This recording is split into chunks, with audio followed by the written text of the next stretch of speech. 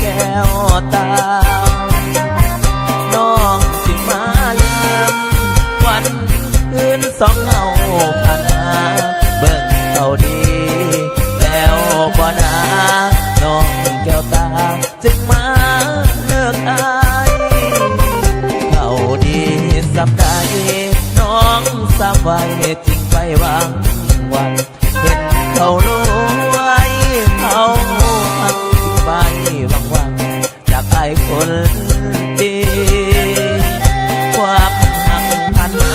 เป็นยังแก้วตาลืมไว้ไปหากับนมเส้นน้องคนดีเจ้าตีอาให้จนอายันหน้ามนน้ำตาน้องหล่นย้ำคือเขาดินไอ้ห่วงเจ้าลายโยงกินยานเจ้ากินน้ำตาอีลีเขาหักแค่บอกไอ้ยานเขาหล่อเจ้านั้นคนดีเป็นห่วงน้องลายอีลีไอ้ยานคนมีเขามาหลอกนะ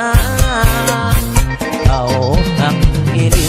ส่วนทางไอ้นี่ก็ดีใจนำสิหอบเอาความทำหนีไปนำให้ใครคนดีไอ้มันคนจนผู้ตัวหน้ามนบอกเธอเสร็จดีแต่ไอ้หักเจ้าอีลีห่วงคนดียานมีน้ำ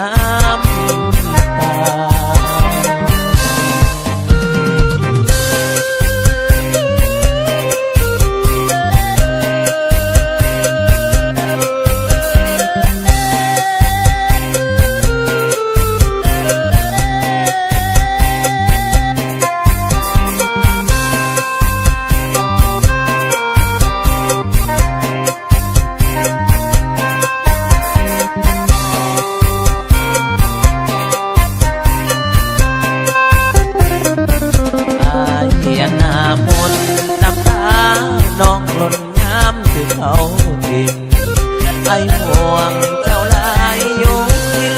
ยานเจ้ากินน้ำตาอีเขาหักแค่บอกไอ้ยานเขาหล่อเจ้านั้นคนดี